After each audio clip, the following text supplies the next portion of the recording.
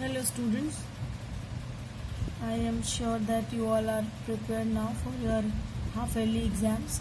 First half yearly exams actually सभी लोग जो है प्रिपरेशन कर रहे हैं और ऑलमोस्ट कर भी चुके होंगे. So today we will just revise the exercise. Some questions are there in exercise 5.7. 5.7 के कुछ क्वेश्चंस हैं जो हम फिर से एक बार करेंगे. ये दिया हुआ इस दर y is equals to if y is equal to cos inverse x find d2y by dx square. Exercise 5.7. Question number 12. If y is equal to cos inverse x. बच्चों सबसे पहले डिफरेंशिएशन या इंटीग्रेशन करने के लिए सबसे पहले आपको फॉर्मूला याद होना चाहिए. ठीक है, अगर फॉर्मूला याद होगा तो ही आप उसको कर पाएंगे. दूसरी चीज़, जब आप ऑनलाइन एग्ज़ाम देते हैं तो आप कोशिश कीजिए कि कम से कम पेपर और पेन का यूज़ करना हो आपको. आप जितना कम पेन पेपर यूज़ करेंगे आप उतने ज़्यादा क्वेश्चंस अटैम्प्ट कर पाएंगे. टाइम मैनेजमेंट बहुत ज़रूरी है. आपने अगर 30 क्वेश्चन कर लिए हैं, 35 क्वेश्चन कर लिए हैं या 38 क्वेश्चन कर लिए हैं, लेकिन दो क्वेश्चन करने के चक्कर में अगर आपका जो पेज है, गूगल पेज है, वो टाइम्ड आउट हो गया तो फिर आपके बाकी के 38 क्वेश्चन भी चले जाएंगे. So be very careful about your timing और बिल्कुल भी पैनिक होने की ज़रूरत नहीं है. ऐसा कुछ भी नहीं होगा पेपर में जो आपने नहीं पढ़ा होगा.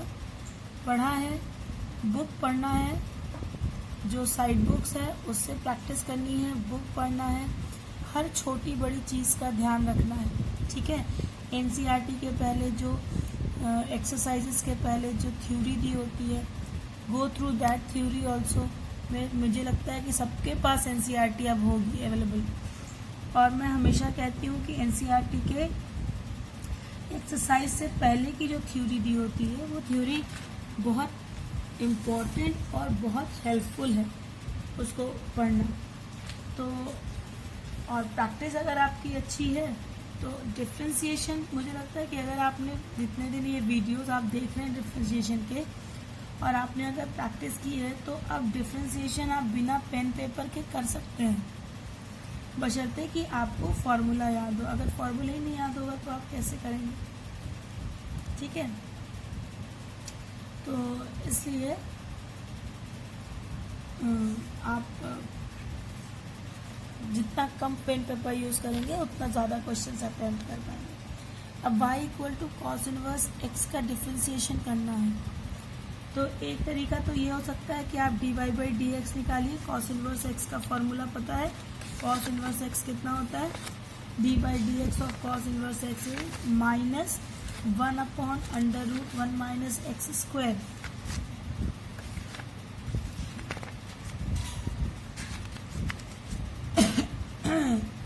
if x is equal to cos inverse x, f dash x is equal to minus 1 upon under root 1 minus x square.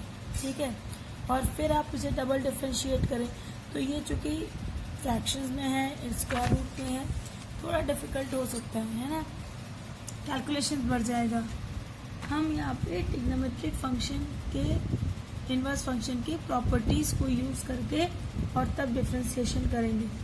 क्या होता है कि अगर y equal to cos inverse x लिखा है तो it implies x equal to cos y होता है ना. अब यहाँ पे पहले हम dx बाई dy निकालते हैं. dx by dy differentiation of x with respect to y. तो d by d x of cos x minus sine x होता है तो d x by d y of cos y minus sine y हो जाएगा, है ना. तो यहाँ से हम जानते हैं now we know that d y by d x is equal to 1 upon d x by d y. It is equal to 1 upon minus sine y. It is equal to minus 1 upon sine y हो गया cosec y d y by d x.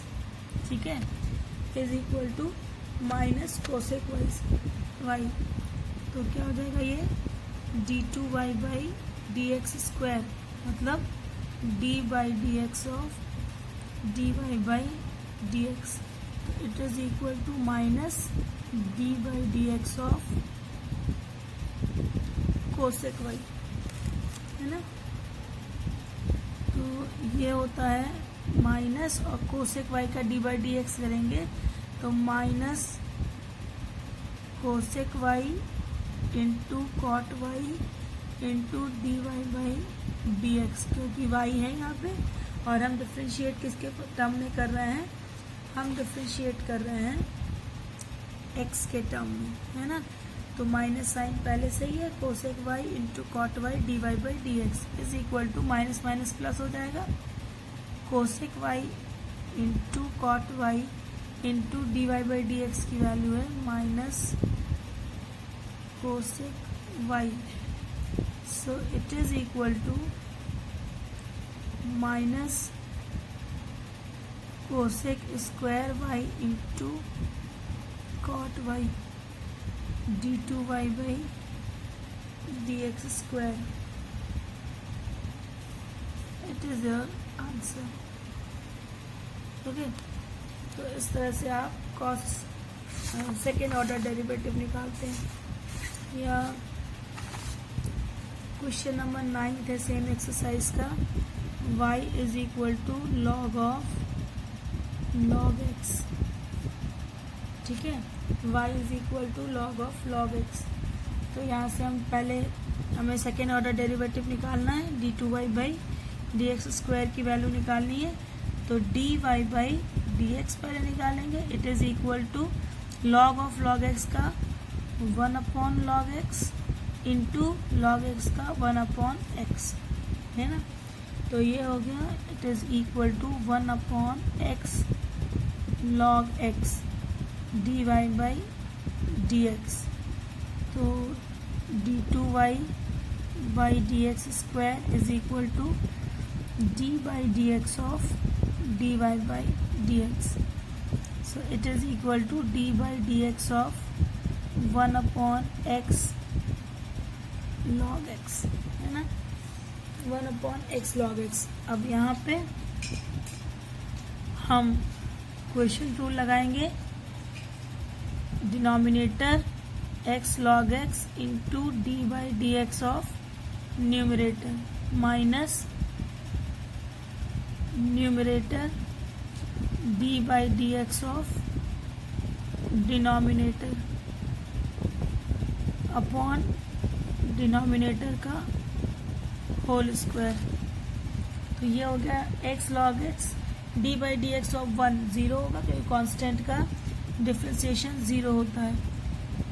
Second term आएगा -1 into d by d x of log x करेंगे तो x first function into d by d x of second function, तो 1 upon x हो जाएगा log x का, plus log x d by d x of first function D by d x of x is 1 upon x log x का square, x cut गया, -1 plus log x upon x log x का square.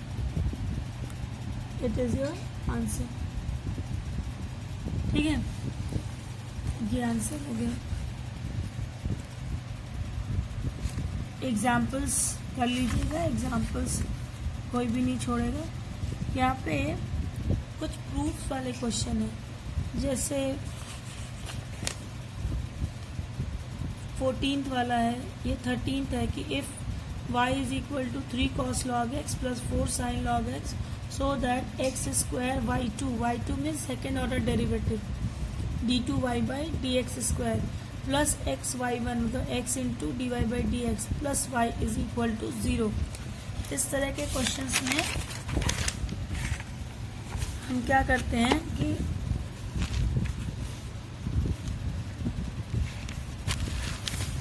इस तरह के questions में दिया है ना 13th one, y is equal to 3 cos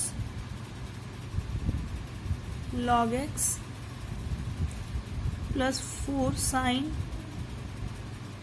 log x. इसमें फर्स्ट ऑर्डर और सेकेंड ऑर्डर डेरिवेटिव पहले निकाल लेते हैं। तो ये हो गया dy by d x is equal to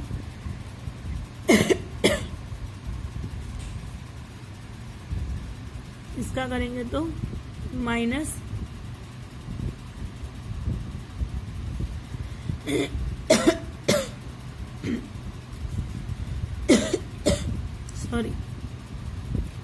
-3 sine cos log x का माइनस साइन लॉग एक्स, तो -3 sine log x upon log x का 1/x होता है, तो अपॉन x प्लस 4 कॉस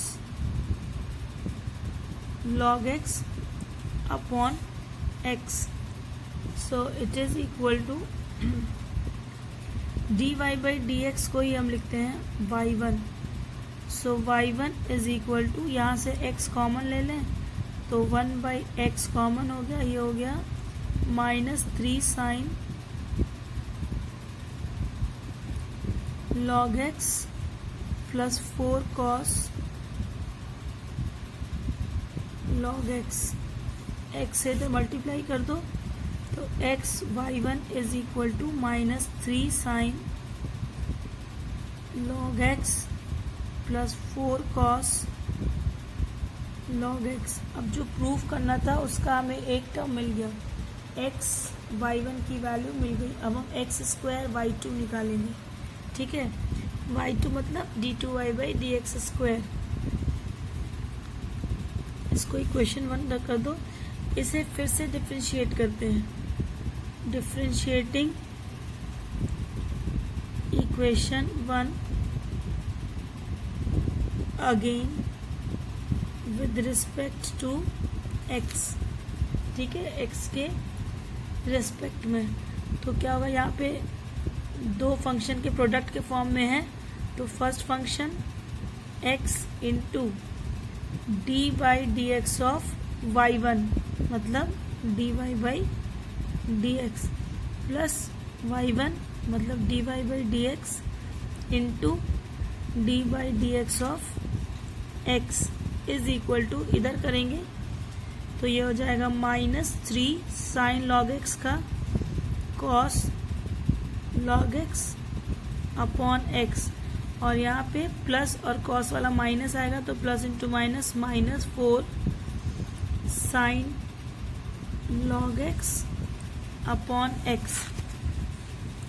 तो ये कितना हो गया, x d by d x of dy by d x मतलब d2y by d x square plus dy by d x, क्योंकि d by d x of x is equal to 1, और यहाँ से फिर 1/x हम कॉमन ले लें तो -3 cos log x -4 sin log x, ठीक है। इस x से मल्टीप्लाई कर दें तो x into x square d2y by d x square को हम लिख देंगे y2 plus x dy by d x की वैल्यू कितनी होती है 1 है, सॉरी y1, तो x y1 is equal to -3 cos log x -4 sin log x। अब हमें जो जो चाहिए था इक्वेशन में वो मिल गया।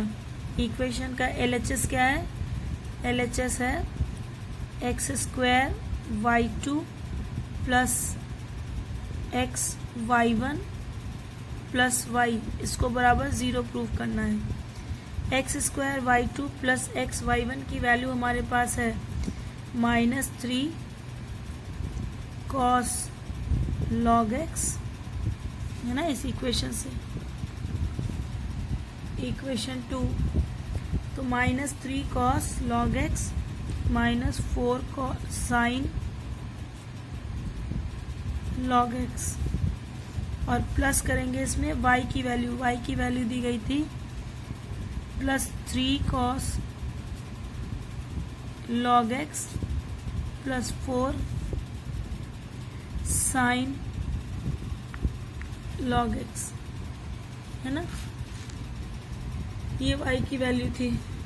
तो minus 3 cos log x plus 3 cos log x cut गया, minus 4 sin log x plus 4 sin log x it is equal to 0। यही हमें प्रूव करना था। So it is the way to solve the second order derivative. अब यहाँ पे 14 question है कि y is equal to a into e to the power M x plus b into e to the power N x. तो show that d two y by d x square minus m plus n d y by d x plus M n y is equal to 0। a and b are the constant है ना, इन पे differentiation का असर नहीं होगा। Second order derivative निकालिए, first order derivative निकालिए और इस इक्वेशन में वैल्यू रख दीजिए। सॉल्व करेंगे तो 0 आना चाहिए। ठीक है। Question number 14, y is equal to a e to the power a into e to the power M x plus b into e to the power N x. Okay, तो पहले फर्स्ट ऑर्डर डेरिवेटिव निकालेंगे, dy by d x it is equal to a into e to the power M x का e to the power M x होगा और into m x का हो जाएगा m plus b e to the power N x into n. So it is equal to m a E to the power M x plus n B E to the power N x. अब second order derivative निकालते हैं, मतलब d two y by d x square it is equal to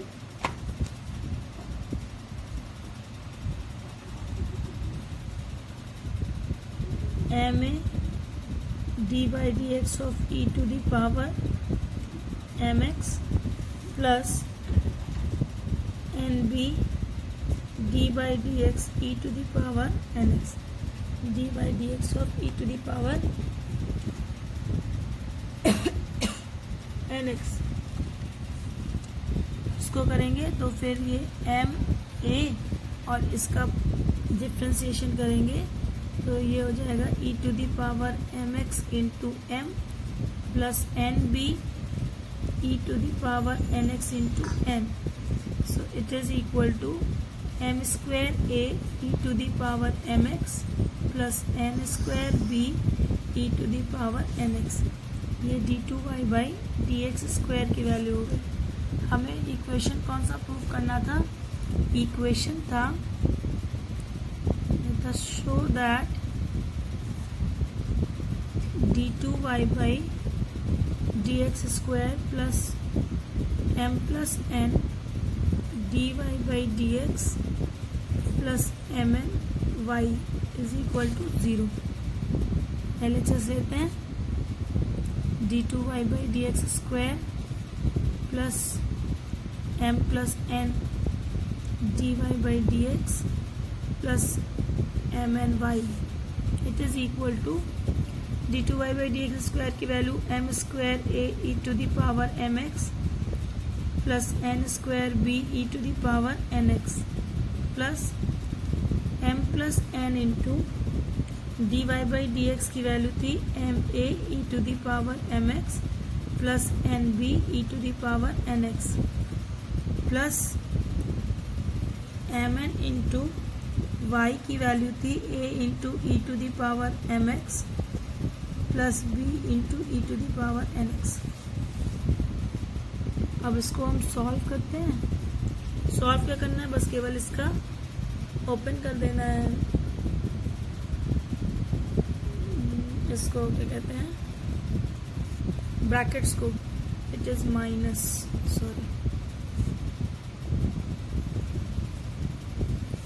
minus it is, तो M square A E to the power M x plus N square B E to the power N X और इससे करेंगे multiply, तो minus M into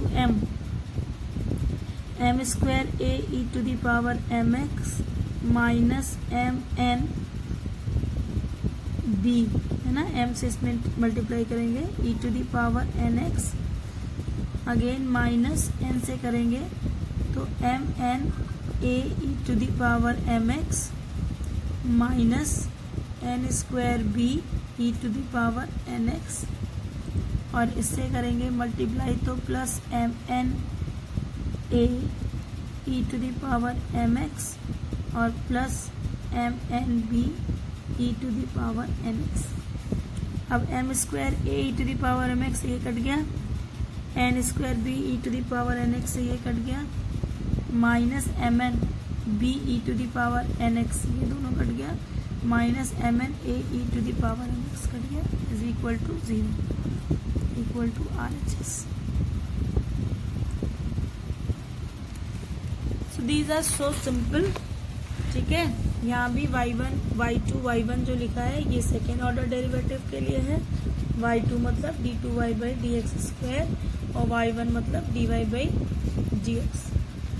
तो ऐसे ही आप इसको solve कर लेंगे। और अगर फॉर्मूले याद है तो मैं फिर से कहूँगी कम से कम डिफ्रेंसिएशन करते टाइम आप कम से कम पेन पेपर का यूज़ कीजिए। दूसरी चीज़, जो चैप्टर्स हम पहले अभी तक पढ़ चुके हैं, जैसे एलपीपी पढ़ चुके हैं, रिलेशन फंक्शन पढ़ चुके हैं, इन्वर्स ट्रिग्नोमेट्रिक फंक्शन पढ़ चुके हैं, डिटर्मिनेंट पढ़ चुके हैं, मैट्रिसेस पढ़ चुके हैं, कुछ क्वेश्चंस ऐसे होते हैं जिन पर आपको टाइम देना ही पड़ता है। तो इसके लिए ये ज़रूरी है कि ऐसे क्वेश्चंस जिनको आप ओरली सॉल्व कर सकते हैं, जिनको आप जल्दी सॉल्व कर सकते हैं, उन क्वेश्चंस के लिए बहुत अटेंटिव रहिए।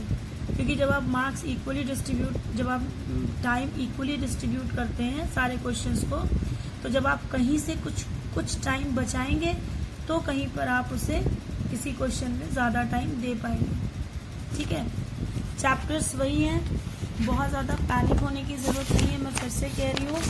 लेकिन जितना पढ़ाया गया है उसको रिवाइज करने की ज़रूरत है।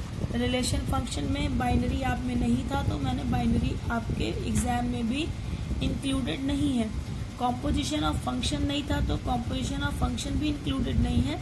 इन्वर्टिबल फंक्शन पढ़ चुके हैं आप यू कैन डू इट। हाँ, so composition of function binary operation पढ़ने की ज़रूरत नहीं है।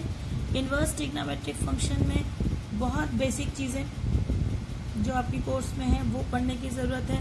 रेंज क्या होता है, डोमेन क्या होता है किसी इन्वर्स फंक्शन का, या कैसे प्रॉपर्टीज़ होल्ड करती हैं, आइडेंटिटीज़ कैसे होल्ड करती है। ठीक है, मैट्रिसेस तो पढ़ना ही था, डिटर्मिनेंट भी पूरा पढ़ना ही था।